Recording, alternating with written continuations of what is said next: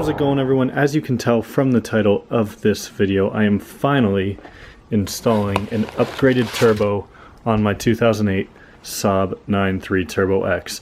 Now before I tell you guys exactly what this turbo is, I want to give a big shout out to my buddy Brennan, who is actually making turbos. He's pretty much rebuilding and I guess in a way they're custom turbos. So if you're interested, I have a video linked at the top of the description below, which shows him actually rebuilding and upgrading this exact turbo. So pretty cool video to watch. I'd highly recommend checking it out. And of course, you can email him, reach out to him. You can also find him on Facebook as Brennan Cutler if you're interested in purchasing one. But I'm really excited. He's selling them for a great price too. But with that being said, let me tell you guys exactly what this turbo is. So this is essentially a 19T that has been slightly upgraded. So on this side you have an 11 blade 19T billet compressor wheel, so it's much lighter than the stock wheel. On this side you have a 9 blade turbine wheel, which is better for power throughout the RPM range. There's also fewer blades, which makes it less restrictive. And if you watch his video, he also replaced all the internals in here and upgraded some of them. So this is all brand new. So this will definitely be a good upgrade from the stock turbo on the car, which is just a 15T. So this one is going to be better. For anyone complaining as to why I didn't go with something bigger or wondering why I went with this, I'm not trying to make 500 horsepower to all wheels with this car because that would just be plain unreliable in my opinion. So this is going to be able to allow me to get at least 400 with a good tune. And as for tunes, because I know there's going to be questions about that, not sure what I'm going to go with for tunes yet, but I guess that's a topic for another video. But enough talking, let's go ahead. I got to move all the cars around. The 9.3 Aero is there, the 9.5 Aero is here, and Turbo X is here, and that needs to be here, so let's move it.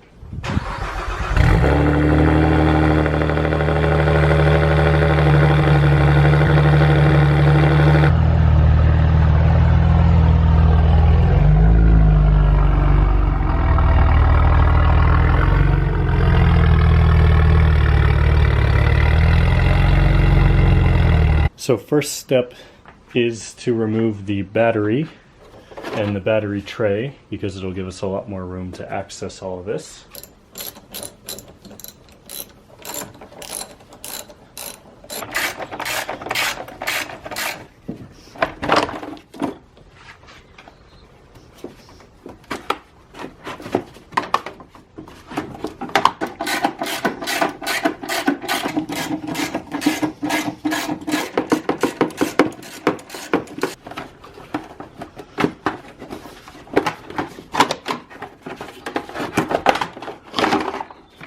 Next, let's remove this heat shield. There are 3 10mm, 2 of them are visible right here, and the third one is tucked back behind under the expansion tank back here.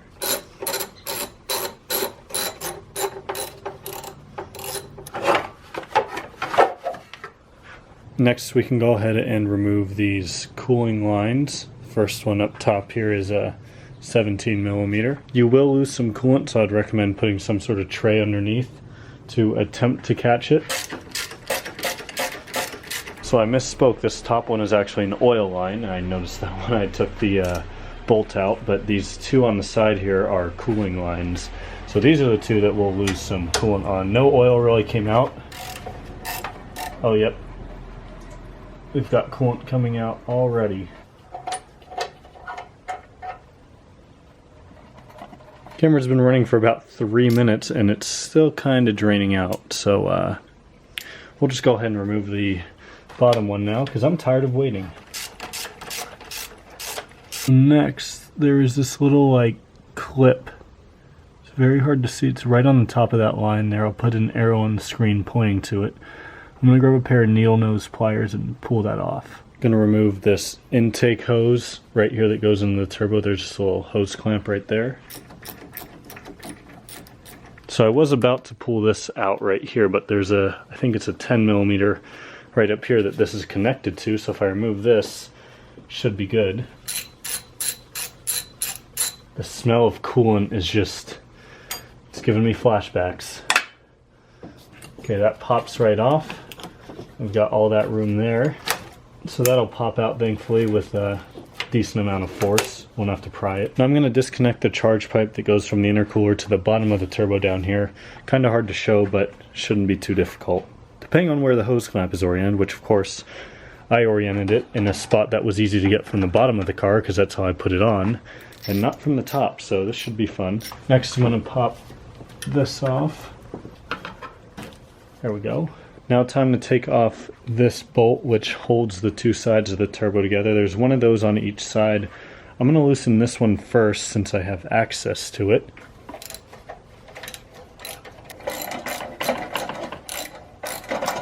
This bolt out right here, and then of course put it back in to move that cooling line out of the way more so I have better access to this 10mm here. So I broke this loose here, so I now have access to the other one.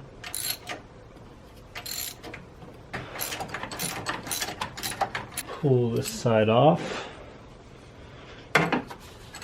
Grab the other side. So I figure I should give you guys an update on the timeline here, just because I actually started filming this last night pretty late because I was anxious. I wanted to get it started. I got to this point and I decided to stop because I don't think this has ever been separated before. So I sprayed it with a bunch of PB Blaster, let it sit overnight, just put a little bit more on it right now just to be extra safe. And I now have a little piece of wood and a mallet that I'm hitting it with, and it looks like it's starting to move. So I figured I should probably start recording, but definitely was a good amount of off-camera struggling with this before.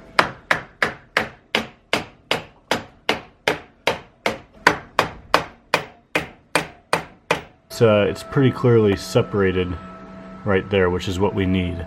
Now, if I can get this separated a little bit more and I can start to move this housing around, which looks like I can, there are two 10mm on the underside. Right here, there's one on this side and one on the other side. So I got this wedged out good enough, so now I have some better visibility to get these two 10mm down here. So those two were actually not as hard to get out as I thought. It just takes, with these lines not being very movable, you just kind of have to get like the right amount of, I guess, adapters and extensions to get it to work. And when you move it to the side, you have enough room to get down there for the one on the other side. Now there's a couple connectors and stuff down here that we need to remove, and then we should be just about ready to take it out.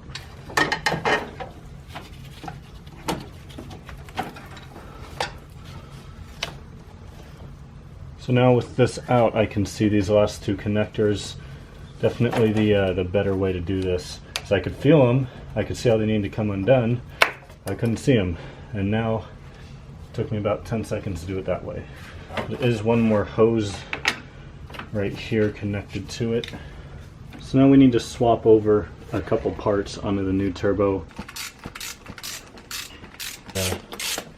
What you have to do is... So before I put the new turbo in, I figured I would do a quick comparison here between the two. You can see that the compressor wheel, first off, is 100% different. So just wanted to point that out there. There's a picture of the old one, and then of course a picture of the new one closer up. And then looking at the exhaust side, of course you can see that the new one has fewer blades and it's just, I mean, just better overall. And there's a closer picture of those as well. So now back to the normal video. Here I've kind of got my little, like, I've got these all labeled and everything. That's not what I want to show you though. Two of these three bolts broke off that go to this. Just from old age. Thankfully though, we have a bunch of spares. These all work, so I'm going to replace all three of them. So now I'm just going to work on switching these couple of parts over to the new turbo, and then we should be ready to put it back on.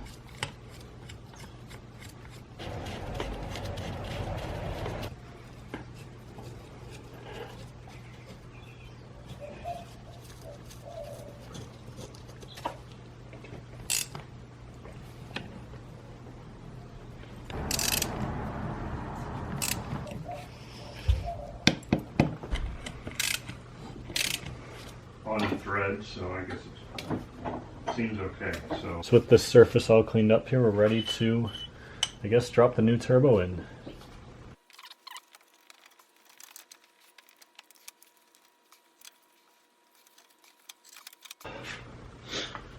Jeez, that DO88 hose is making life so much more difficult, but it's worth it for the benefit it brings.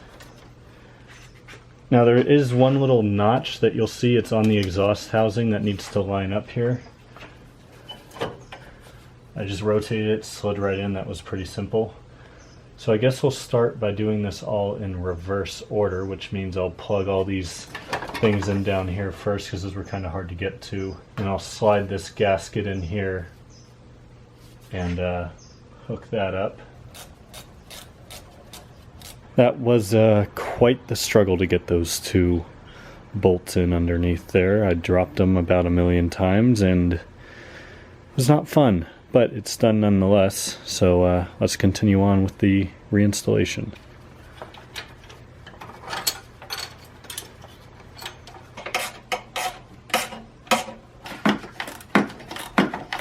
So now behind this mess of hoses, we have the big DO88 pipe I've been subtly complaining about throughout the video. Let's get that on next because I think that's going to be the only relatively difficult thing left. Not gonna lie, I expected that to be much more difficult. I guess when everything else is kind of starting to go into place, it makes it a little bit easier. Since I'm over here, I'm just gonna plug in all these hoses and whatnot. Pull this 10mm out. I temporarily put there so I remembered where it would go. Next, I'm gonna get that back on and put the snap ring back around it. Kind of just at such a weird angle, can't really film what I'm doing with that, but just figured I'd add it in here nonetheless.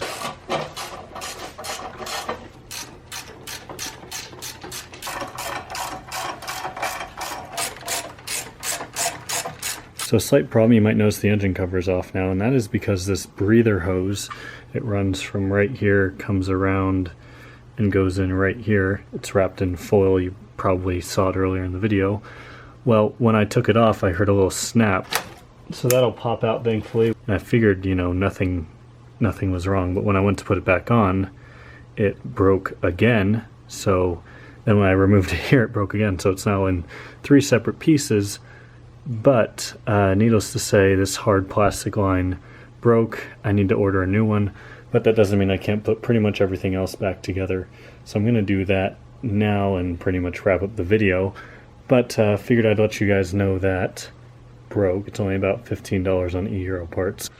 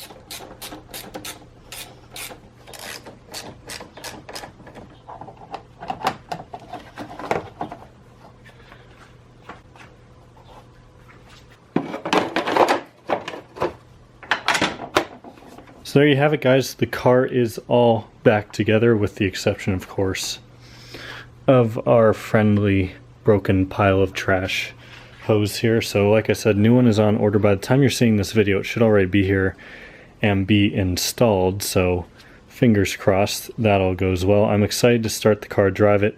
Now, of course, if you're following along and doing this yourself in the video, now would be about the time that you'll fill it up with coolant, let it run, of course, then top it off again.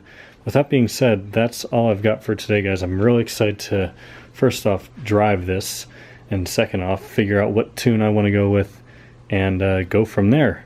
So with that being said, check out Brennan's channel and him on Facebook if you're interested in getting a turbo like this. Again, the thing that I really like about it most of all is that, one, I don't have to remove this side, and two, it's still pretty much a factory turbo. I mean, the insides are different, but I mean, this is all factory, so the wastegate and everything just bolted right back up how it should have. So made it nice and simple. But with that being said, I'm done rambling. Thank you all so much for watching. I'll see you next time.